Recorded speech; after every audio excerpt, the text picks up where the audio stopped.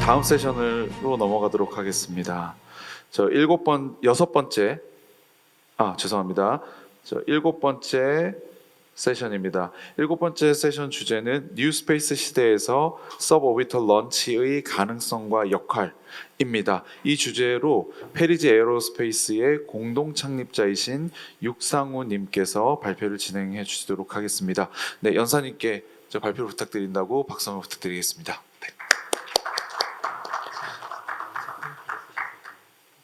네, 간단하게 육상우 그리고 연사님을 소개하도록 하겠습니다. 현재 페리지 에어로스페이스 구조팀의 팀장님으로서 그 업무를 담당하고 계시고 중계도 발사체 BW .4인가요? 그냥 이렇게 읽으면 맞는지 잘 모르겠습니다. 죄송합니다.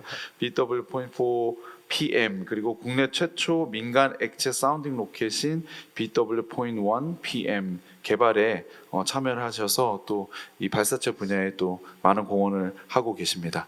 네, 연사님 준비되셨으면 바로 발표 시작하시면 되겠습니다. 네, 알겠습니다. 안녕하십니까. 오늘 뉴스페이스 시대에서 서브오비탈 런치의 가능성과 역할에 대해서 발표를 진행하게 될 육상우라고 합니다. 반갑습니다. 네, 저는 이제 페리지 에어로스페이스 이제 공동 창업 같이 진행을 했었고 어쩌다 보니까 이제 저희 회사에서 이제 중계도 발사체를 지금까지 두 종을 이제 개발을 했었는데요. 그 두 종의 그 발사체에 대해서 모두 PM을 맡게 되었습니다. 네, 먼저 저희 회사가 어떤 회사인지부터 먼저 간략하게 설명드리면서 발표 시작하도록 하겠습니다. 네, 페리지라는 단어가 이제 사실 익숙하지 않으실 텐데요. 그 페리지라는 단어는 근지점이라는 뜻입니다. 아래에 보시다시피 이제 지구 둘레를 도는 위성이 궤도상에서 지구와 가장 가까운 점, 또는 뭐 이제 타원 궤도를 도는 그 초점에 있는 그런 이제 위성들이 궤도상에서 그 초점과 가장 가까운 점을 의미하기도 합니다. 근데 이 페리지라는 것이 더 멀리 나아가기 위해서는 저 페리지, 이 근지점에서 추력을 내서 더 멀리 나아갈 수 있는 그런 발판이 되는 그런 장소이기 때문에 저희는 우주 탐험을 꿈꾸는 모든 이들에게 가장 가깝고 빠른 시작점이 되고자 하는 소형 발사체 서비스 기업입니다. 페리지는 로켓 회사입니다. 먼저 이제 땅에서부터 우주로 나아가는 우주 발사체 서비스를 진행을 하기도 하고요. 다음에 이제 우주상에서 이제 떠돌아다니는 이제 그 위성에 대한 이제 우주 추진 시스템을 개발을 하기도 합니다. 그리고 그걸 넘어서서 이제 소행성 탐사까지도 지금 꿈을 꾸고 있습니다. 그러면서도 이제 엔드 투 엔드 스페이스 모빌리티 회사라고도 말씀드릴 수 있겠습니다. 네, 그래서 저희는 2018년도에 창업을 했고 현재 이제 100명 이제 직간접적으로 이제 100명이 넘는 분들의 이제 직원이 같이 함께 하고 계시고 이제 5개의 엔진 라인업을 가지고 있습니다. 그리고 이곳 서울을 포함을 해서 대전 그리고 옥천 그리고 제주 이제 네 군데 총 지사가 있고요. 저희가 개발한 엔진에 대해서는 총 5,000초 이상의 누적 연소 시험을 기록을 했습니다. 네, 그러면 저희가 이제 개발한 사운딩 로켓에 어떤 것들이 있는지, 그리고 그것들에 대한 미션이 어떤 것인지, 그리고 그 사운딩 로켓들이 가지고 있는 기술들에 대한 어떤 것들이 있는지에 대해서 설명해 드리도록 하겠습니다. 먼저 영상 하나 보시겠습니다.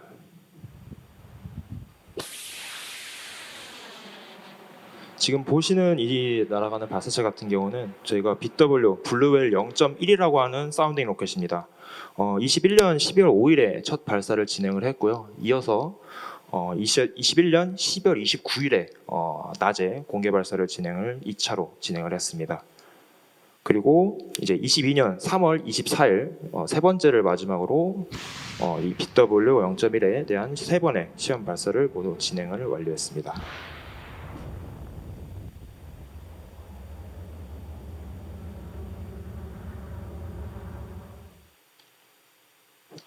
네, 그래서 지금 보시는 그림이 이제 BW 0.1의 모습이고요. 이제 위에서부터 지금 보시는 페이로드 베이, 그다음에 그 아래쪽에 이제 발사체의 항전 부분을 담당을 하는 에이비언스 베이 안에 이제는 이제 안에 비행 컴퓨터인 FCU 그리고 자세 제어의 이제 측정을 위한 IMU 그리고 GPS, 텔레메트리 FTS가 포함이 되어 있습니다. 그리고 그 아래로는 이제 발사체 회수를 위한 낙하산이 이제 위치를 해 있고 지금 이 BW 0.1 같은 경우는 가압식 사이클을 채택을 한 그런 사운딩 로켓이기 때문에 추진제 탱크의 가압을 위한 가압 탱크가 그 아래에 위치해 있게 됩니다.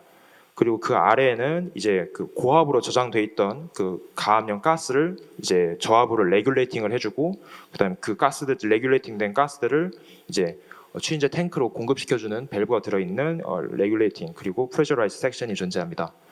그리고 그 아래는 이제 에탄올 탱크가 존재하고 그 다음에는 록스 탱크 그리고 컨트롤 핀, 그러니까 제어가 가능한 핀이 그 아래에 위치하게 됩니다. 그리고 1.5kN, 그러니까 150kg급 정도의 추력을 내는 엔진이 그 아래에 위치를 하게 됩니다.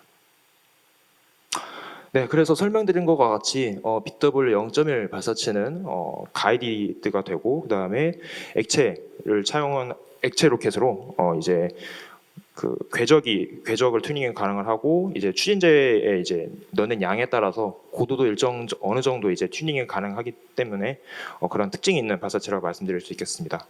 그리고 이 BW 0.1 자체가 이제 어떻게 보면은 저희 회사 내부적으로도 이제 스터디를 위한 발사체이기도 하면서도 현재 지금 교육용 프로그래머로서도 이제 사업화를 진행을 하고 있는 그런 발사체 중에 하나입니다.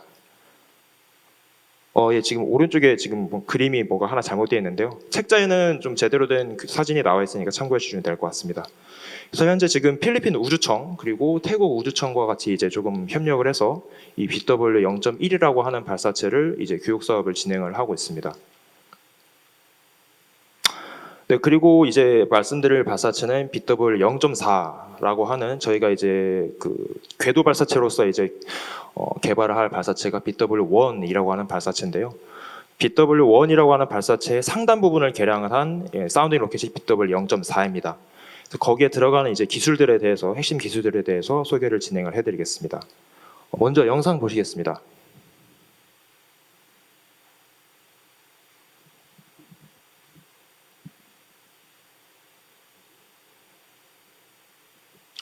네, 뭔가 지금 위에서 추가 떨어지고 그 추가 떨어짐에 따라서 아래에서 뭔가 폭발하는 영상을 보셨습니다.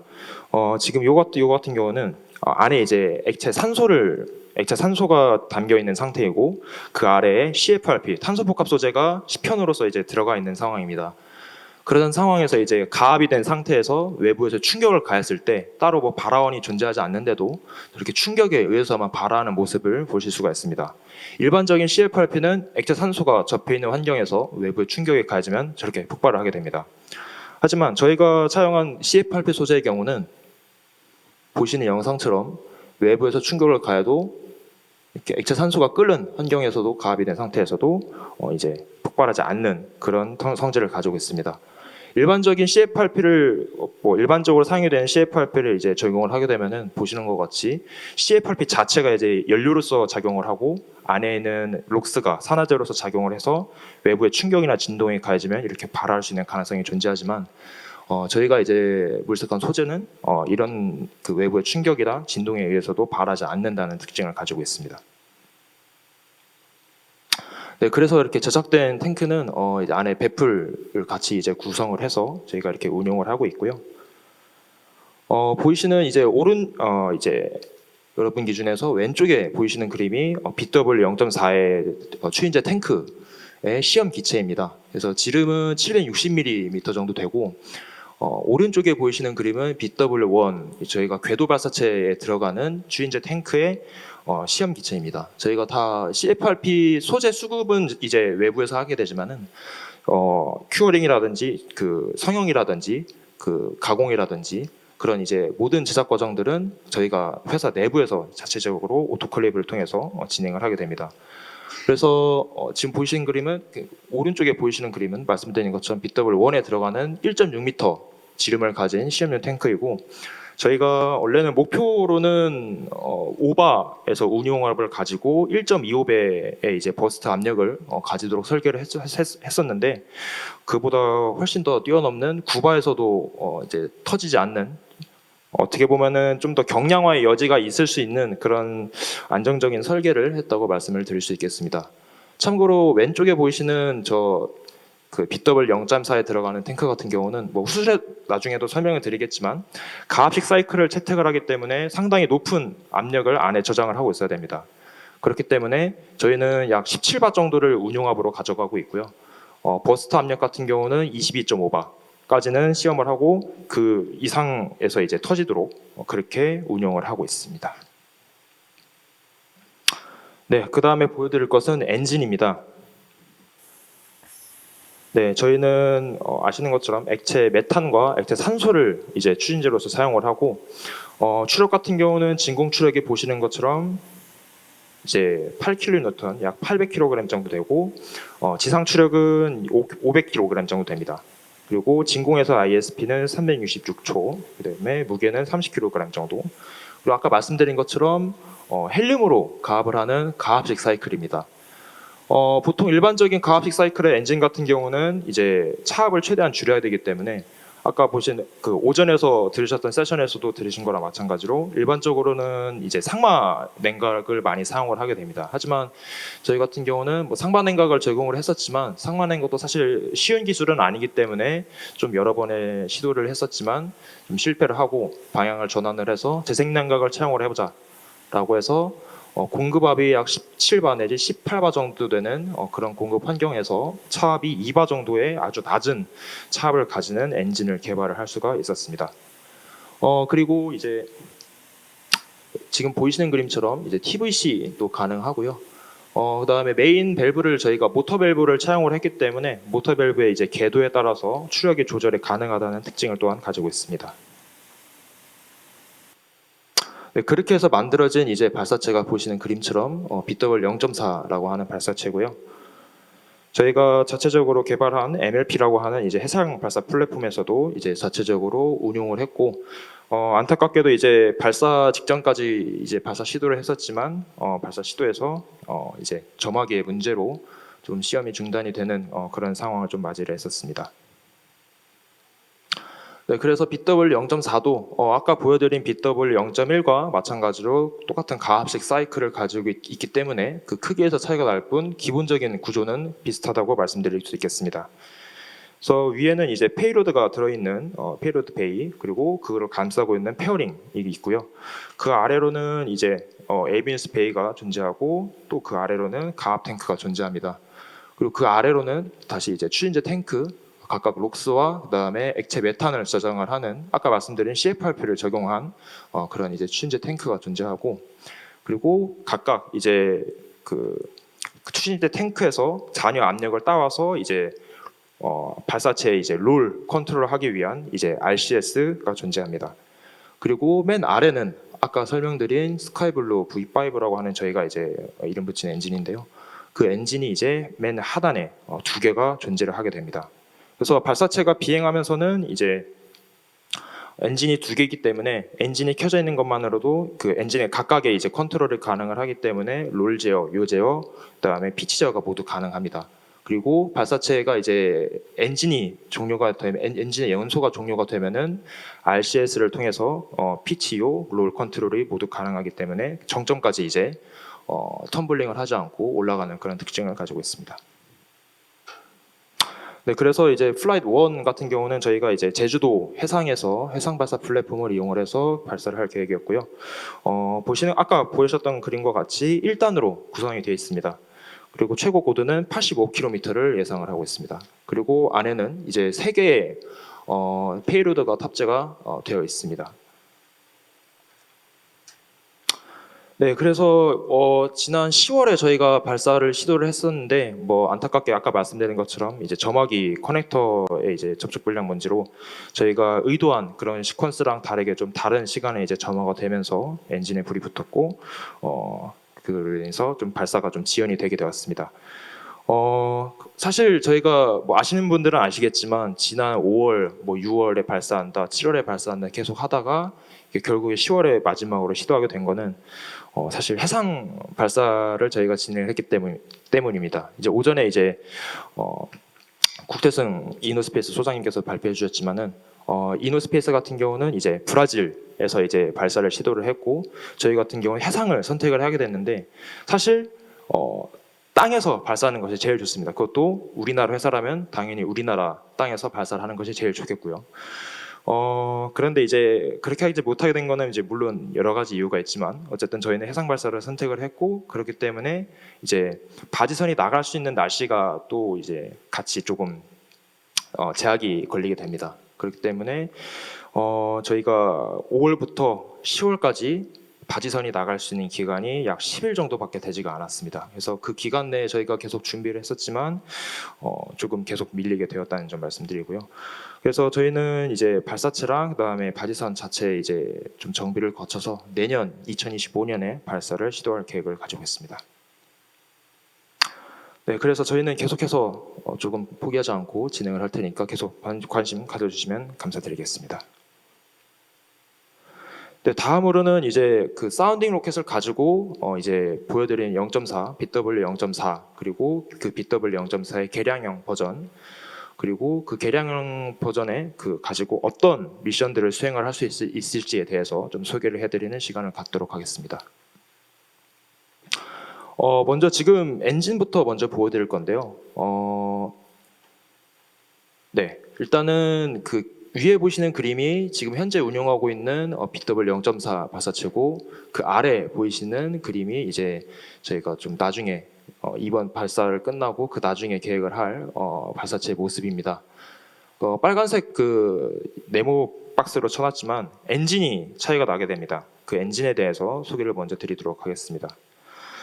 이 엔진 같은 경우도 마찬가지로 액체 산소와 액체 메탄 연료를, 그러니까 추진제를 구성을 하고 있고 30kN의 추력을 가지고 있습니다. 그리고 가스 발생기 사이클을 채택을 하고 있고요. 저희가 사실 터보 펌프가 액체 로켓에서 가장 어려운 기술이고 가장 핵심인 기술입니다. 그래서 저희 스스로 조금 개발을 좀 하려고 했었지만은 안 되겠다는 결론이 나왔고, 그 결과 이제 좀 항우연으로부터 저희가 기술 이전을 받아서 좀 같이 도움을 받아서 개발을 지금 진행 중에 있습니다. 지금 아래에서 오른쪽에 보이시는 두 장의 그림이 터보 펌프와 터보 펌프 그 안에 구성 요소들의 모습입니다. 그리고 이제 가운데 보이시는 그림이 저희가 이제 재생 냉각을 차용으로 하는 엔진인데, 그 연소실을 이제 냉각을 하기 위해서는 안에 채널이라고 하는 좁은 유로를 이제 추진제가 통과를 해야 됩니다. 근데 이제 그 추진제 안에 이제 구멍이 길게 뚫려 있는 추진제를 제작을 하기 위해서는 여러 가지 방법이 존재하는데요. 기존에 사용되던 방법은 브레이징이라는 방법이었습니다.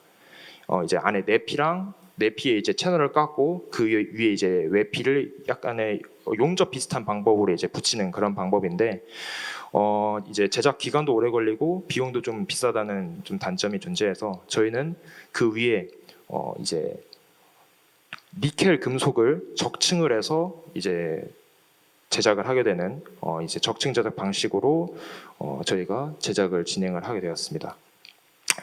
네, 그리고 저희가 아까 말씀드린 것처럼 가스 발생기 사이클을 채택을 한다고 말씀을 드렸는데, 사실 그 엔진에서 가장 중요한 이제 그 성능 지표들이 뭐냐라고 했을 때 보통 가장 많이 말씀하시는 것들이 엔진의 추력과 비추력이라고들 말씀을 하십니다.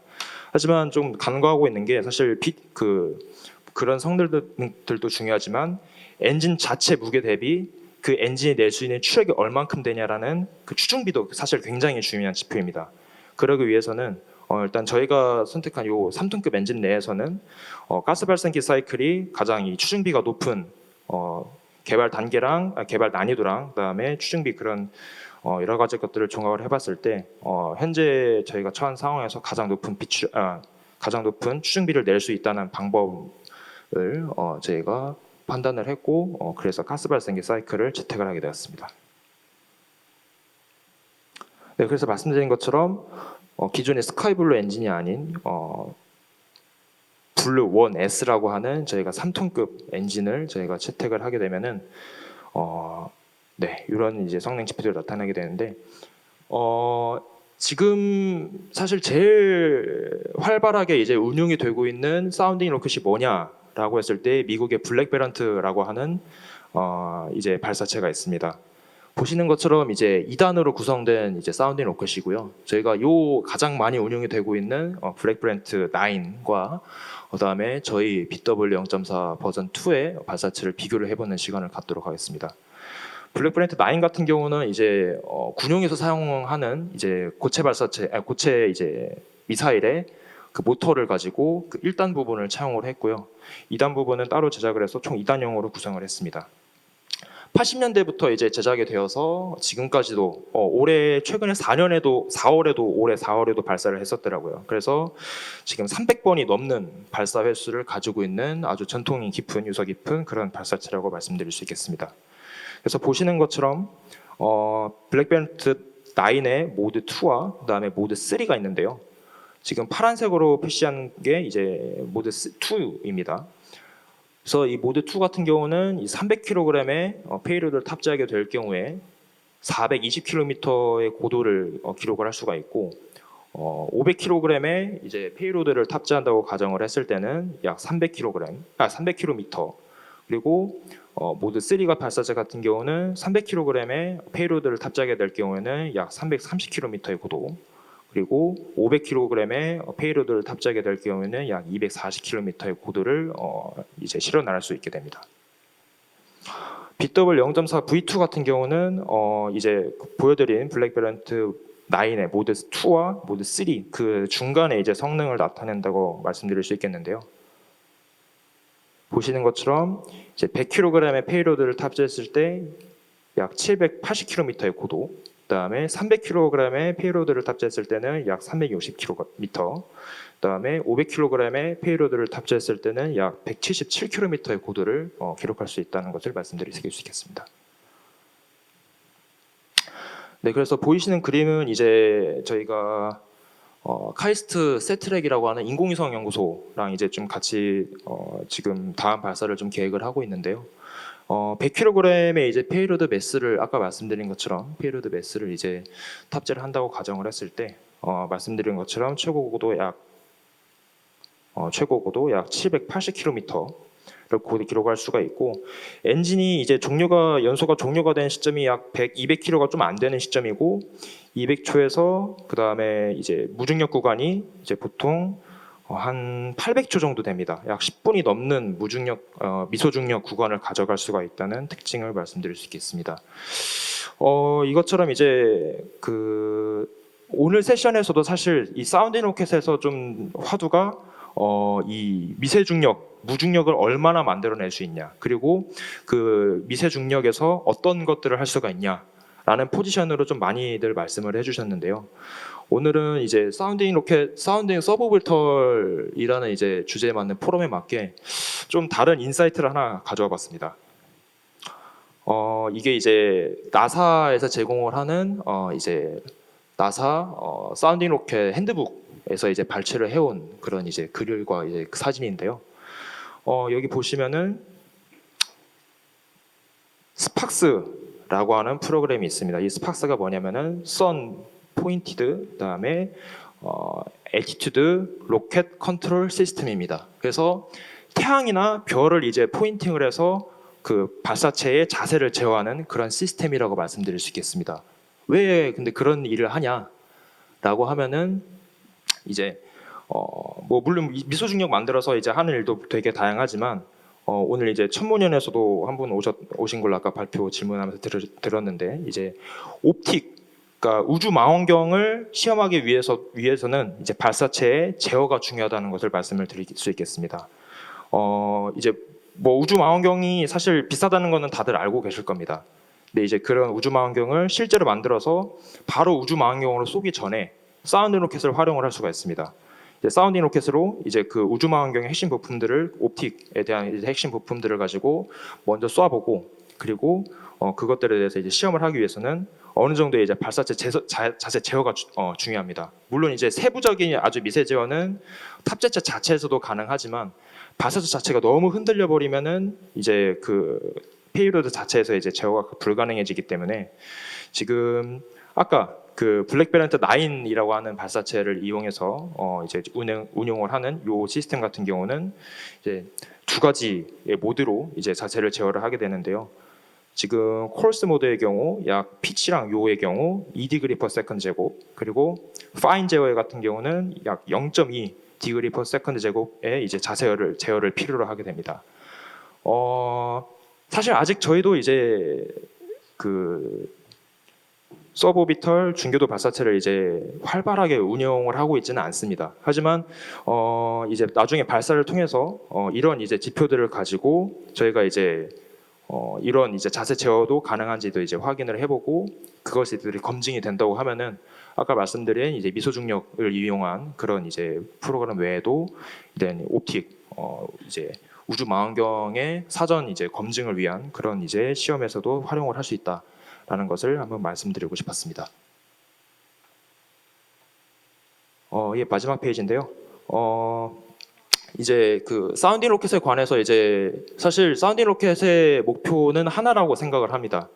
실제로 우주에 나가기 전에 뭔가 이제 그 발사체 자체로서도 그렇고, 그 다음에 이제 우주로 나가기 전에 그 페이로드 자체로서 뭔가 사전에 검증을 하는 그런, 어떻게 보면은 샌드박스 역할을 하는 그런 이제 시험장의 역할이라고 생각을 합니다. 그렇기 때문에 이제 사실 이제 우주청에서도 이런 중요성을 조금 많이 인지를 하고 있고, 사운딩 로켓을 통한 이제 우주 프로그램들을 좀 많이 만들어내는 움직임을 좀 가지고 있습니다. 그래서 이거에 맞춰서 이제 페리지는, 저희 회사는 이제 사운딩 로켓을 좀 많이 서비스를 할 생각을 가지고 있고요. 그다음에 지금 운영하고자 하는 이 BW 0.4의 그 지금 플라이트 1 버전 같은 경우는 이제 발사체 자체의 기술 검증, 그다음에 거기에 실려 있는 3개의 페이로드를 시험하기를 하기 위함이고, 그 이후의 발사체는 아까 보여드린 것처럼 이제 카이스트 세트랙에서 같이 이제 연구를 진행을 하고자 하는 이제 지구 자기장 측정을 하는 것과, 그다음에 그 이외에도 아까 말씀드린 뭐 이제 발사체 이제 우주망원경의 옵틱 같은 그런 이제 서비스를 진행을 할 수 있게 될 것 같다라고 말씀을 드리면서 네, 오늘 발표 마무리하도록 하겠습니다. 네, 감사합니다. 네, 감사합니다. 이상으로 635 페리지 공동 창립자님의 강연이었습니다. 네, 지금부터 한 10분 정도 저희가 시간이 있습니다. 그래서 청중으로부터 저 질의응답을 좀 받도록 하겠습니다. 질문 있으신 분들 손을 들어주시면 감사하겠습니다.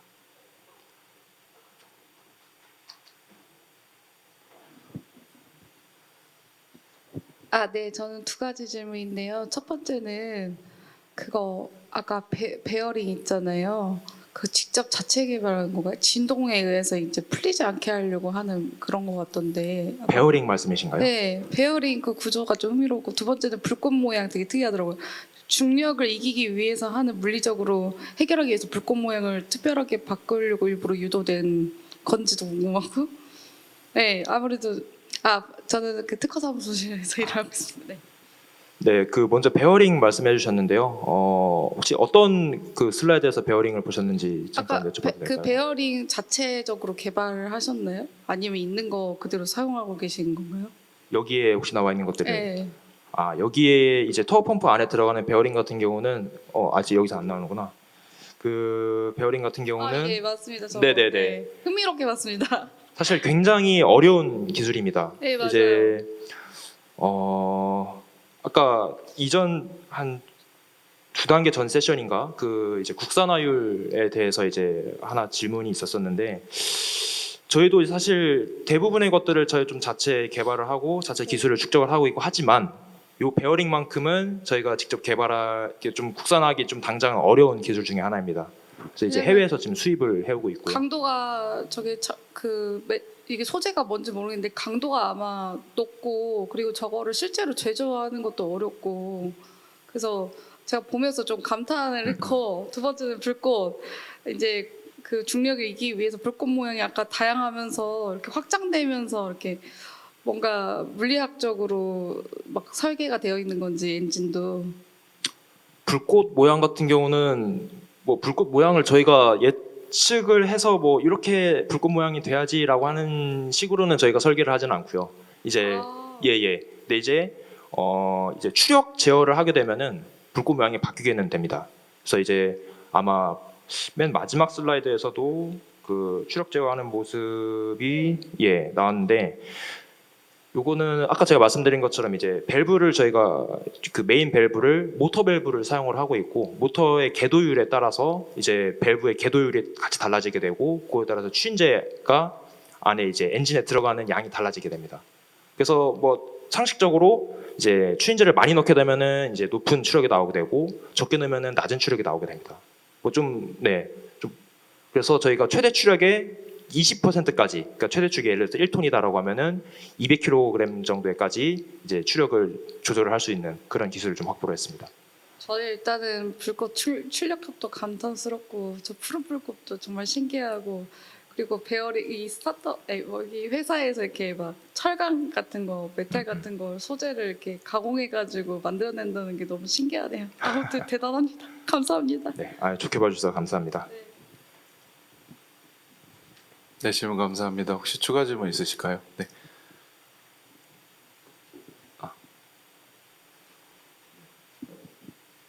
어비셜 항공우주 추진연구소에서 강준서라고 합니다. 저도 두 가지 질문이 있는데요.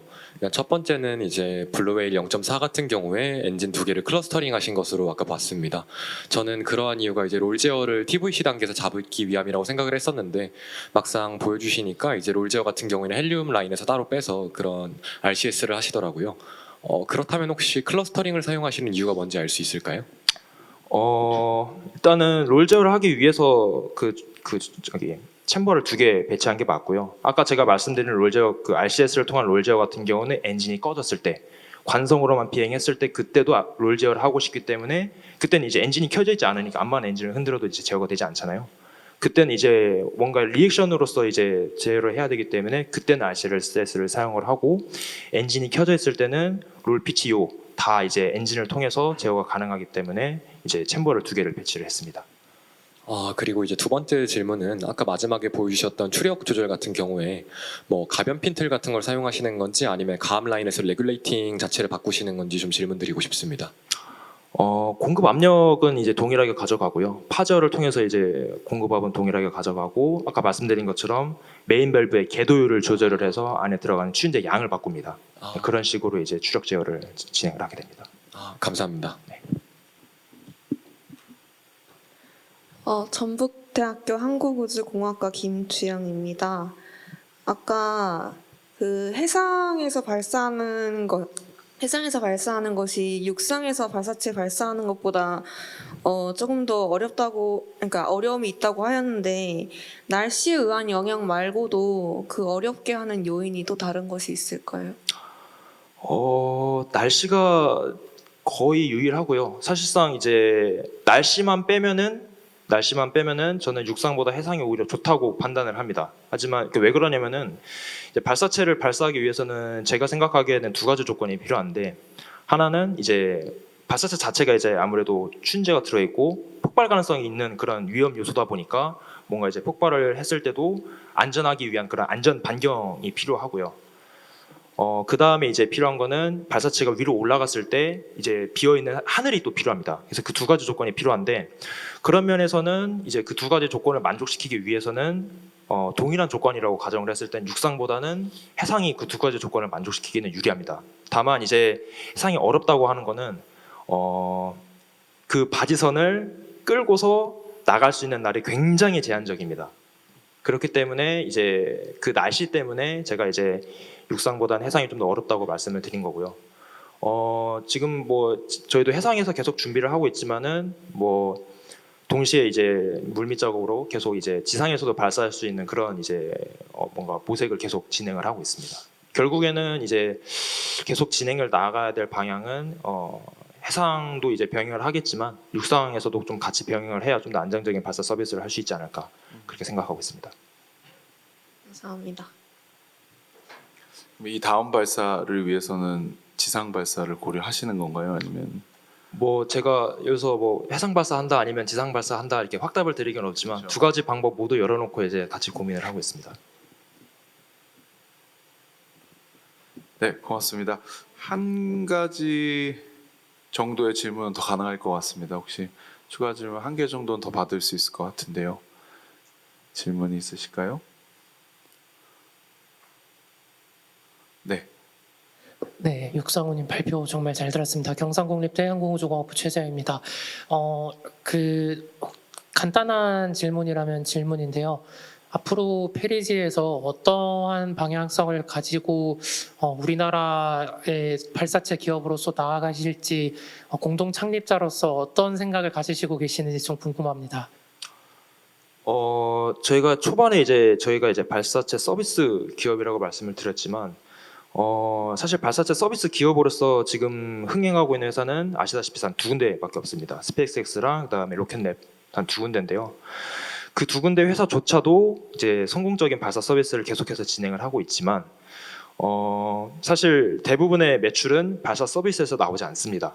스페이스X 같은 경우는 이제 절반 이상의 매출이 이제 스타링크를 통해서 나오고 있고요. 그다음에 로켓넷 같은 경우도 이제 그 우주 위성 부품이나 아니면은 위성 그 자체를 만들어서 최근에는 서비스를 하기도 하고요.